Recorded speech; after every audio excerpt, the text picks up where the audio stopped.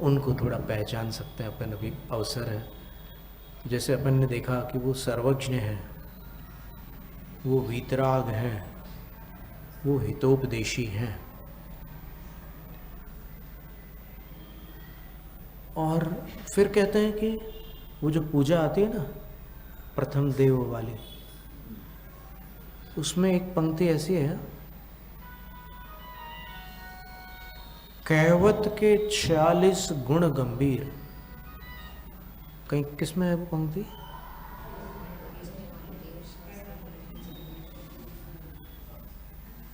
देवशास्त्र गुरु की जयमाला में है,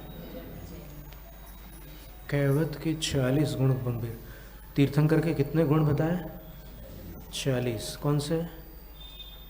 तो जन्म के 10 अतिशय होते हैं उनके शरीर संबंधी, यानी उनका रक्त दुग्ध के समान होता है, उनके शरीर से खुशबू आती है बहुत दूर तक।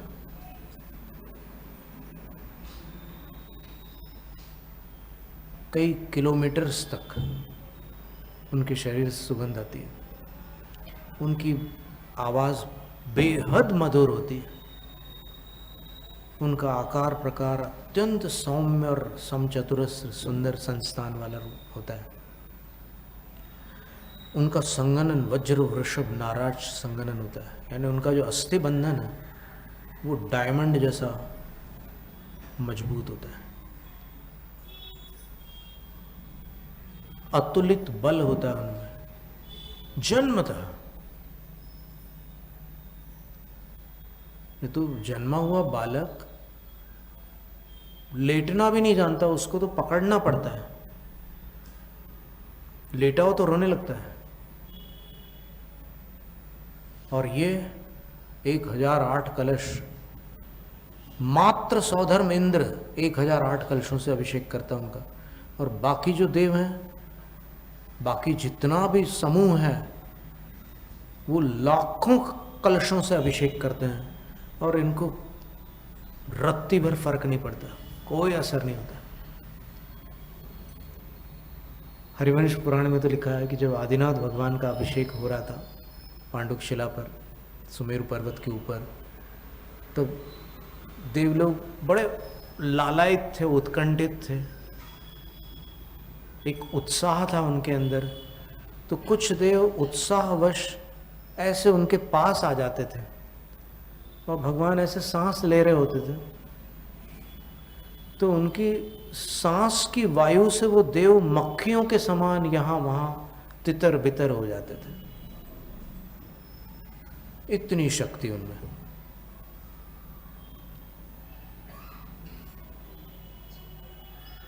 फिर पद्म पुराण और प्रतिक्रमण ग्रंथत्रयी में ये लिखा है कि महावीर भगवान का जब जन्माभिषेक होने वाला था, तब देखो कुछ लोग, कुछ विद्वान इस घटना को दिगंबर आमनाय में मान्य नहीं करते, लेकिन हम ग्रंथ के नाम दे रहे हैं आपको कि इन ग्रंथों में इस घटना का उल्लेख है कि जब इंद्र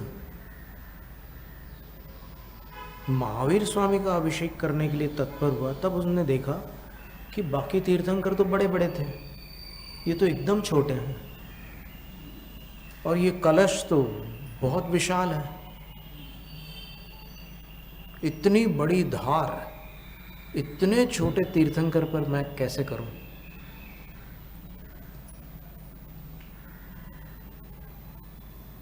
तो अब वो छोटे तीर्थंकर आकृति में भले छोटे हों, लेकिन थे तो तीर्थंकर। उन्होंने ऐसे इंद्र की ओर एक दृष्टि डाली, और इंद्र की मुख मुद्रा से समझ गए कि ये संकोच कर रहा है, इसलिए प्रोग्राम में देर हो रही है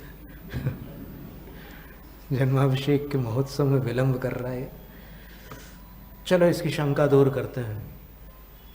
और उन्होंने अपने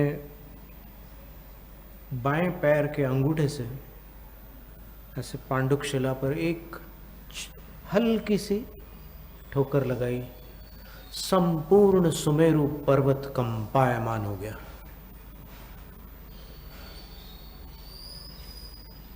और तब इंद्र को लगा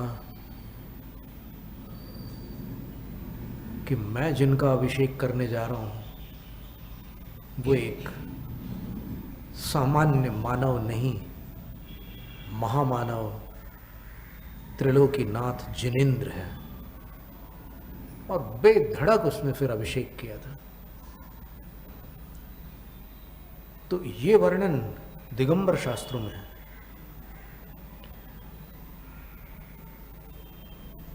तो ये भी एक जन्म के 10 अतिशयों के अंतर्गत परिगणित अतिशय है, अतुलित बल।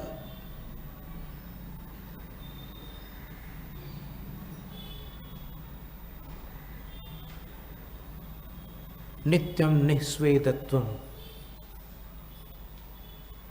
उनको जो शरीर मिला है हमेशा के लिए पसीने से रहित है।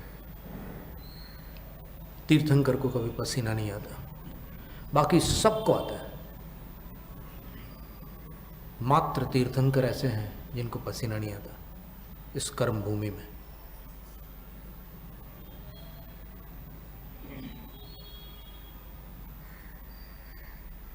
पूरे 10 अतिशयों का वर्णन है, उसको अपन फिर देखते हैं। अभी सिर्फ गिनती करते हैं अपन, 46 गुणों की गिनती कर रहे हैं अपन, उसका विवरण फिर देखते हैं। तो जन्म के 10 अतिशय, और ज्यों ही केवल ज्ञान होता है 10 और अतिशय प्रकट होते हैं। उनकी परछाई पड़ना बंद हो जाती है, उनका प्रतिबिंब पड़ना बंद हो जाता है। यानी दर्पण में वो प्रतिबिंबित नहीं हो सकते केवली भगवान। और उन पर अगर आतप धूप वगैरह पड़ेगी तो उनकी छाया नीचे नहीं आएगी। चतुरास्यत्वम, चारों ओर जो भी उनको देखेगा तो उनके सिर के पीछे वाला भाग नहीं दिखेगा, उनको भगवान का चेहरा ही दिखेगा। जो भी उनके दर्शन करेगा, आगे पीछे कहीं से भी, आजू बाजू से, चतुर्मुखी दिखते हो। फिर गगन गमन, गगन में गमन होगा उनका, भूमि का स्पर्श नहीं करेंगे वो।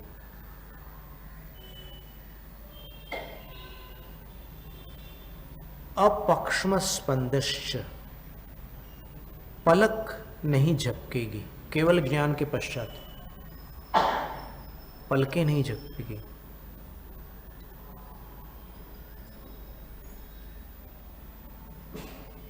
और नख केशों की वृद्धि नहीं होगी। केवल ज्ञान के पूर्व तक नख और केश की वृद्धि होती है, केवल ज्ञान के पश्चात नहीं। ऐसे 10 अतिशय हैं। फिर तीर्थंकर के 14 देवकृत अतिशय भी होते हैं। जहां उनका विहार होता है वहां की भूमि कांटों से रहित होती है, कीड़ों से रहित होती है, कंकड़ों से रहित होती है। और आज भी अपन देखते हैं कि शिखर जी में किसी के पैर में कांटे नहीं लगते।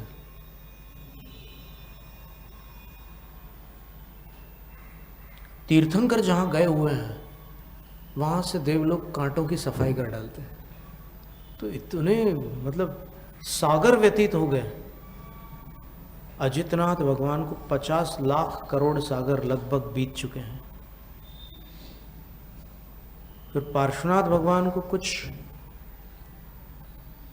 सहस्त्राब्दियां बीती हैं, कुछ 1000 वर्ष बीते हैं, लेकिन फिर भी उन शिखर जी में जाएंगे आप तो फिर कांटे नहीं मिलते। ऐसे ही अन्य स्थान है गिरनार जी, जहां जहां तीर्थंकर गए हैं वहां पर कांटे नहीं मिलेंगे।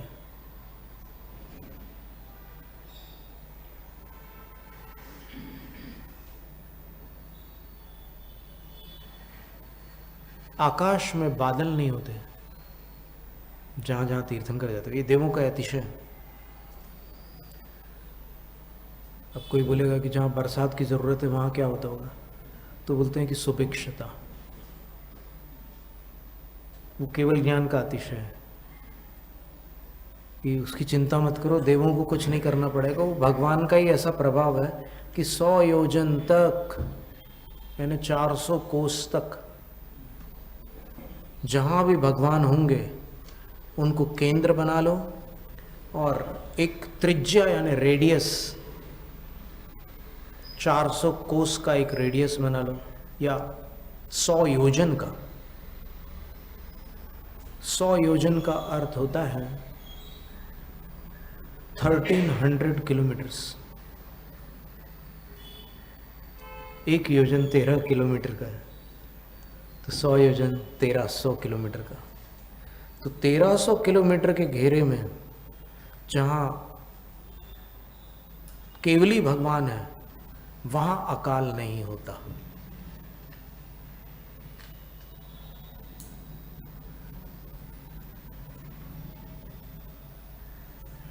तो वो 14 अतिशय हो गए।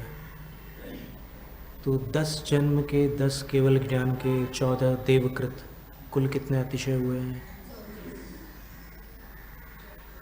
34, 34। और अष्ट महाप्रातिहार्य होते हैं सभी तीर्थंकरों के।